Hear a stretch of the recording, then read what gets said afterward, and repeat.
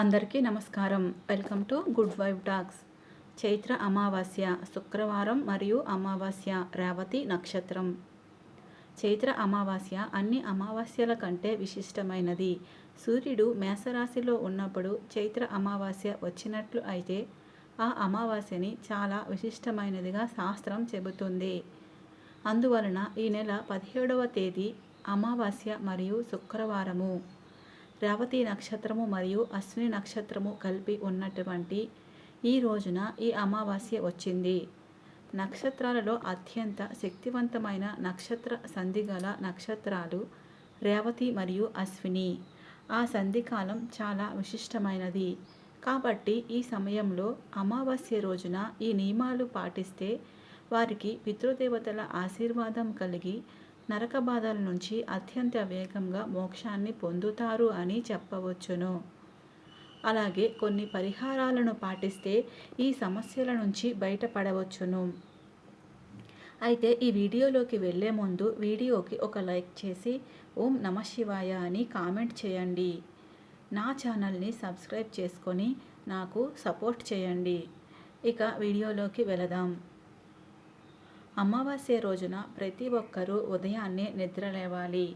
అమావాస్య రోజున ఆలస్యంగా నిద్రలేస్తే ఇంటిలోకి జ్యేష్ఠాదేవి అడుగు పెడుతుంది. ఈ అమావాస్య శుక్రవారంతో కలిసి వచ్చింది కనుక శుక్ర అమావాస్య అంటారు. ఈ శుక్ర అమావాస్య రోజున లక్ష్మీదేవిని పూజిస్తే మీ ఇంటిలో లక్ష్మీదేవి స్థిర నివాసం ఉంటుంది. ఈ శుక్ర అమావాస్య రోజు తప్పకుండా తలకి స్నానం చేయాలి. ఈ అమావాస్య రోజున స్నానం చేసే నీటిలో ఉప్పు మరియు పసుపు కలిపి స్నానం చేయాలి. ఇంటిని శుభ్రపరుచుకునే నీటిలో కూడా ఉప్పు మరియు పసుపు కలిపి ఇంటిని శుభ్రం చేసుకొని ఇంటి ముందు ముగ్గు వేయాలి. ఇంటి గడపలకు పసుపు రాసి కుంకుమ బొట్లు పెట్టి బియ్యం పిండి ముగ్గును వేయాలి. ఈ అమావాస్య రోజున లక్ష్మీదేవికి ఎరుపు రంగు పూలతో లక్ష్మీదేవిని పూజిస్తే లక్ష్మీదేవి ప్రీతి చెందుతుంది.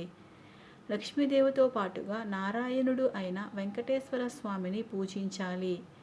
లక్ష్మీ అష్టోత్తరం, శ్రీ సూక్తం, అలాగే కనకదార స్తోత్రం వంటి స్తోత్రాలను చదువుకోవాలి. ఈ రోజున లక్ష్మీదేవికి పాలతో చేసిన పరమాన్నాన్ని నైవేద్యంగా సమర్పించాలి. అలాగే ఈ రోజున తులసి మొక్కకు కొన్ని పాలు పోసి తులసి మాతకు ప్రదక్షిణ చేయాలి. ఇలా చేయటం వలన అమ్మవారి ఆశీర్వాదం తప్పకుండా ఉంటుంది. ఈ రోజున మీ ఇంటికి గుమ్మడికాయను కట్టుకోవాలి. గుమ్మడికాయ చాలా శక్తివంతమైనది. శుక్రవారం కలిసి వచ్చిన ఈ అమావాస్య రోజున బూడిది గుమ్మడికాయను తెచ్చి గుమ్మడికాయకు పసుపు రాసి కుంకుమ బొట్లు పెట్టి ఆ గుమ్మడికాయను మీ ఇంటి ప్రధాన గుమ్మం పైన కట్టండి. అలాగే ఆ గుమ్మడికాయకు సాంబ్రాణి ధూపాన్ని వేసి పూజించడం వలన మీ ఇంటికి ధనప్రాప్తి కలుగుతుంది.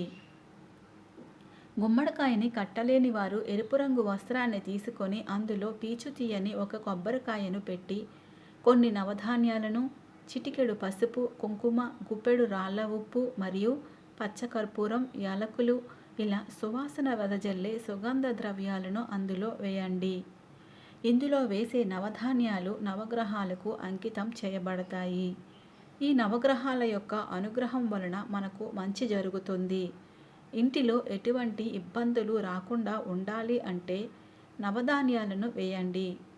అలాగే పీచు తీయని కొబ్బరికాయను వేయటం వలన దిష్టి, దారిద్ర్యం తొలగించడానికి ఉపయోగపడుతుంది. రాళ్ళ ఉప్పును వేయటం వలన మీ ఇంటిలో ఉన్న నరదృష్టిని మరియు నెగిటివ్ ఎనర్జీని పోగొడుతుంది. మనకు ఆర్థికంగా కలిసి వచ్చేలా చేస్తుంది. పచ్చకర్పూరం, యాలకులు మంచి సుగంధ పరిమళాలను వెదజల్లుతాయి.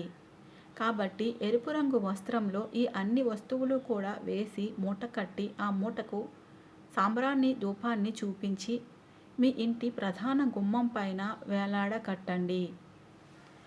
ఇలా చేయటం వలన మీకు ఉన్న ఇబ్బందులు అన్నీ తొలగిపోయి జీవితంలో అన్ని రకాలుగా కలిసి వస్తాయి.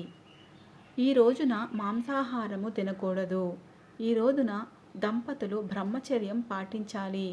ఈ రోజున జుట్టు కత్తిరించడం మరియు గోళ్లను కత్తిరించడం వంటివి చేయకూడదు. ఇలా చేస్తే దారిద్ర్యానికి దారి తీస్తుంది అని చెబుతారు. ఈరోజు చేసే దానాలకు ఎన్నో రకాల పుణ్యాన్ని ఇస్తుంది అని అంటారు. కాబట్టి ఈ రోజున పేదలకు అన్నం దానం చేయడం, వస్త్రం దానం చేయటం, అలాగే నువ్వులను దానం చేయటం వలన విశేష ఫలితాన్ని పొందవచ్చును. ఈ అమావాస్య రోజున సాయంత్రం వేళ ఇంటిలో లేదా రావి చెట్టు కింద దీపం వెలిగిస్తే మీ పైన మరియు మీ ఇంటిలో ఉన్న దుష్టశక్తుల యొక్క ప్రభావం తొలగిపోతుంది. ఈ రోజున మీ ఇంటిలో ఉన్న పిల్లలకు రాళ్ళ ఉప్పుతో దిష్టి తీస్తే నరదిష్టి సమస్యలు, అనారోగ్య సమస్యలు తొలగిపోయి ఆరోగ్యం కలుగుతుంది. అప్పుల సమస్యలతో బాధపడేవారు పంచదార మరియు బియ్యం పిండి కలిపిన నల్ల చీమలకు ఆహారం వేయండి. మీ యొక్క అప్పులన్నీ తగ్గుముఖం పడతాయి. ఈ రోజున గోమాతకు ఆహారం పెట్టడం వలన మీకున్న కష్టాలన్నీ తొలగిపోతాయి.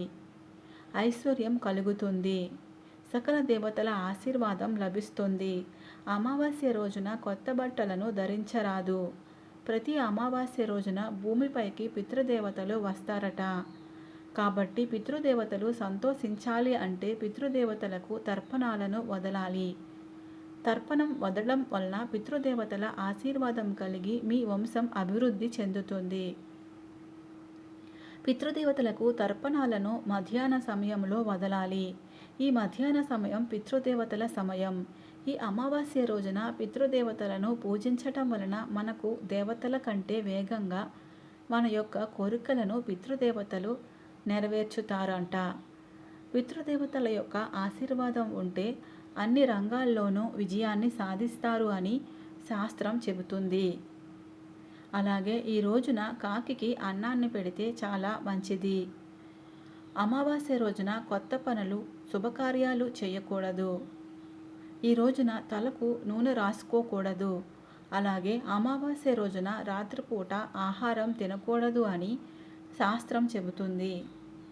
అమావాస్య తిథి ఏప్రిల్ 17న పగలు ఉండడం వలన అమావాస్య పూజలు, తర్పణాలు 17వ తేదీనే చేయాలి.